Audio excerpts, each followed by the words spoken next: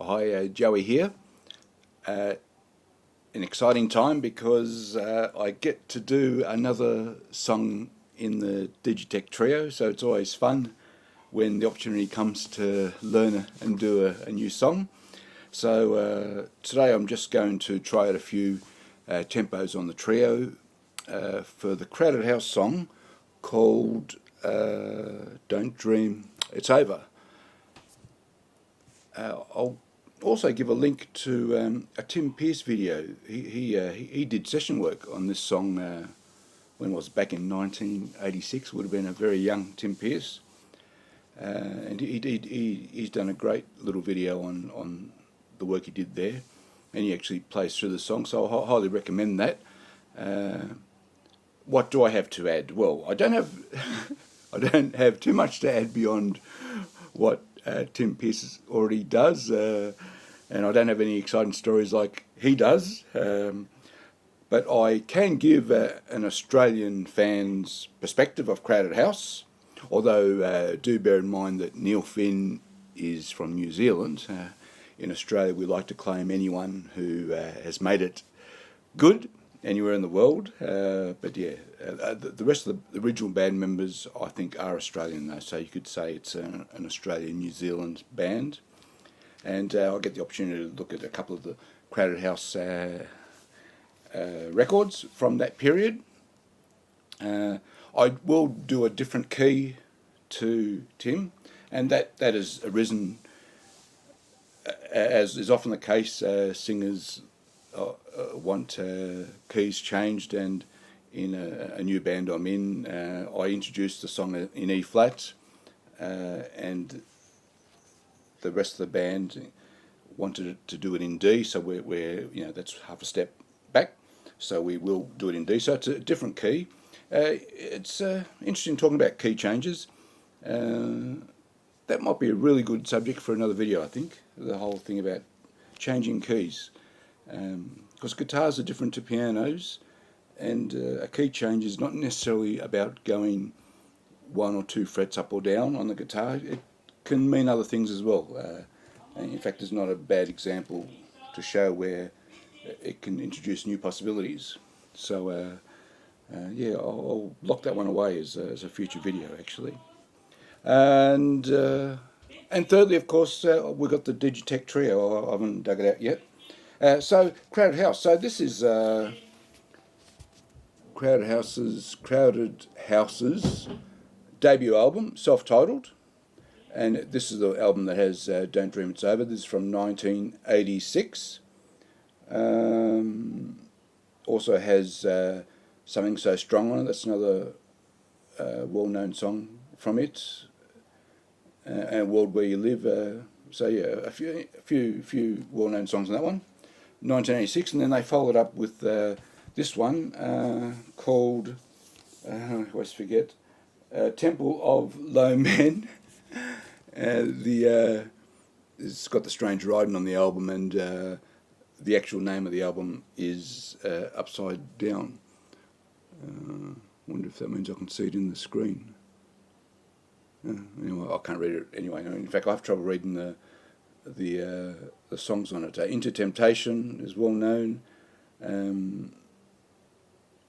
Sister Madly, and Better Be Home Soon was a big hit as well. So that's on this album. So two really good Crowded House albums.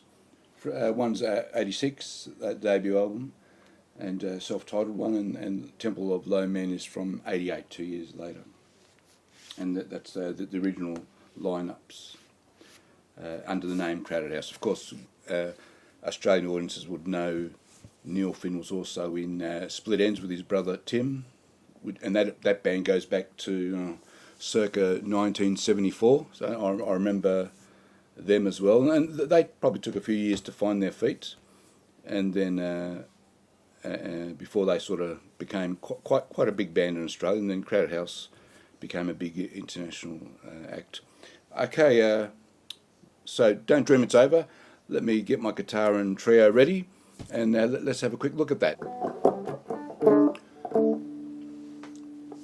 Okay, so in Tim Pearce's video, he plays it in E flat, and that is how he recorded it, or with that Crowded House in the song. So if you want to play along with the song, it is in E flat, and the band I'm in wanted to change it to D, half a step back. And as it happens, when I gave the option to Will and Owen, who I'll have a go at recording with, Owen, who will sing the song, had a preference for D as well. So we're doing it in D. I'll just quickly go through the... I'll do the intro. So we're in D. So it's a D sus2. D sus2 meaning you're introducing the E note on the 5th fret there.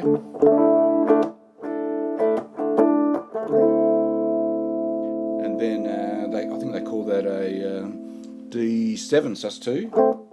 Take a little pinky away. And that one there is introducing a sus4, the G note. Yeah. That's the intro.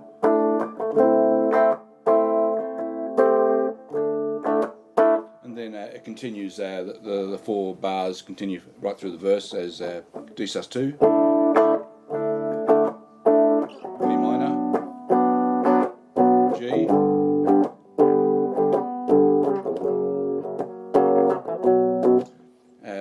so this is interesting. Goes from G major, and the 4th chord is F sharp major. And then that little interlude there before you start again, little transition chord is I call it just a B5, meaning I'm only playing the 1st and 5th of the B chord. And then you can basically slide that up to the 5th fret and do the D sus2 over it again. The rhythm, the most important bit is to get that upstroke in, I think. The rest is, you can do it any way you can. Tim mentions in his video that he's seen them play it live doing slightly different things each time, which happens, and he says that outright. So yeah, I don't get too hung up about, usually I don't get too hung up about rhythms and up and down strokes and stuff like that, but occasionally it's important to get one bit right, and this one, it's definitely the upstroke. Yeah, that upstroke, because then you're hitting that high A note. And it's quick, sharp, to get that feeling, I think, is nice. And back on the B minor, similar.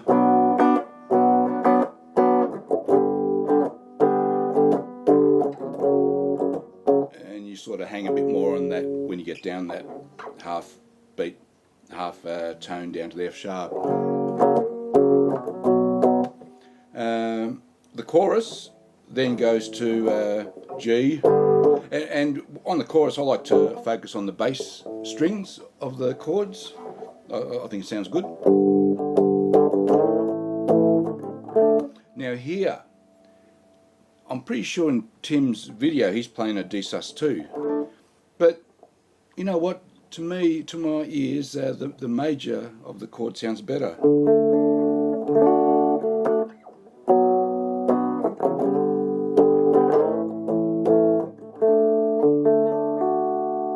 Yeah, to my ears, playing the major rather than the sus2 for the chorus, I don't know. I mean, you can do either. You can go either way, I guess. Just as I say, Tim appears to play sus2. I like to go with the major, and it's nice to get that distinction between the verse and chorus, I think. So for me, playing major sounds a bit better. Okay, let's have a go at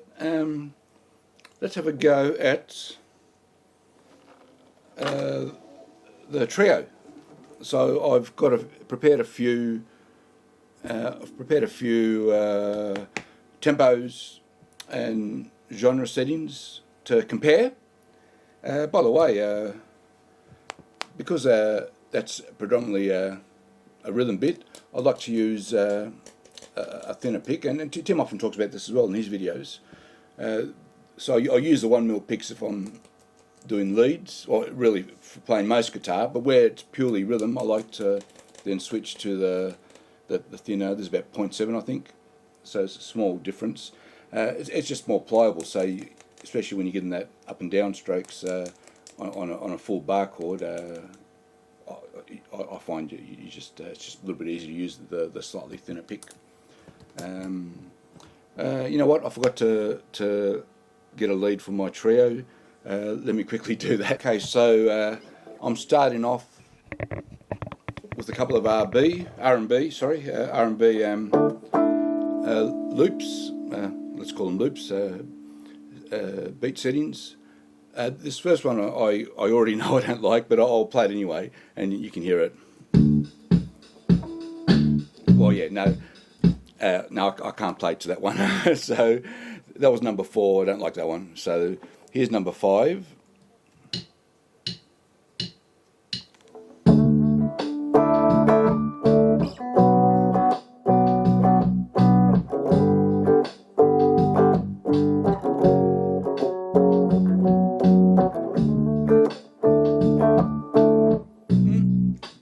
That's not too bad. So that's R&B number 5. It's described as a 60s soul grooving drums. Next one, I got 2 alt rock settings. So this is number 1, described as jazz funk pop.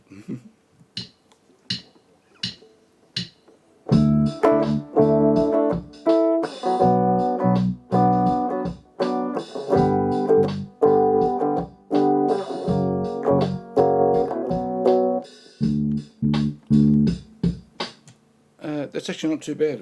My guitar might be a little bit too loud. That's not too bad. Next one is alt rock number 3. This is described as jazz funk.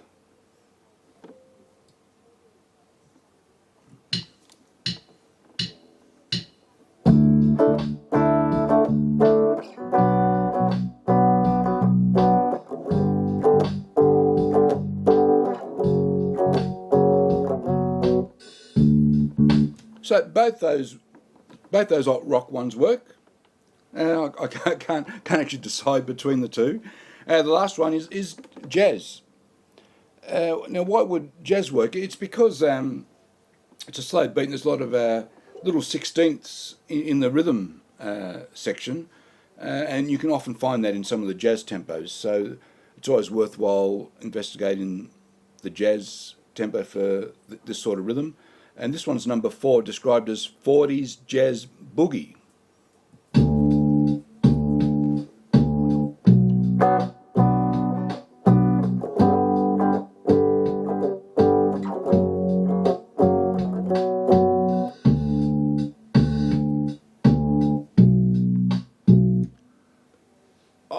So I reckon I'm probably going to go for one of the alt rock ones, actually, which are jazz inspired, jazz funk, and because it's a slow setting, it sounds less funky, but you're getting some of those nice percussive elements, and the bass didn't sound too bad either. Of course, when I end up recording, all that survives that you can hear from the Digitech Trio are the drums, because Will's bass would normally go over whatever bass I've put in the background to aid in the recording. While we're here, might be worthwhile having a quick look at the solo. So the solo changes chords. It goes G D G D G D, and then a full bar of C, and you'll hear the C bit when I get to it. So we're in D.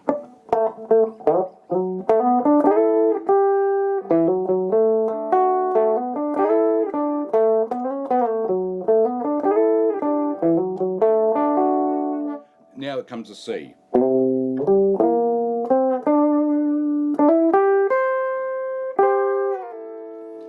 Something like that. I actually haven't rehearsed it too much, but it goes a little bit like that. I'll need to practice that a little bit more and get that right. But very nice, Very nice little release, especially this bit. Yeah, that sounds really nice, that bit. Well, that's it for me. I need to check which tempo I'm going to choose. It'll be one of the alt rock ones. I reckon they both sounded pretty good. So with Will and Owen, I'll have a go at recording Don't Dream It's Over with the Digitech Trio, and we'll have a go at that soon, but perhaps in the next week or so. Oh, well, thanks for watching. Bye-bye.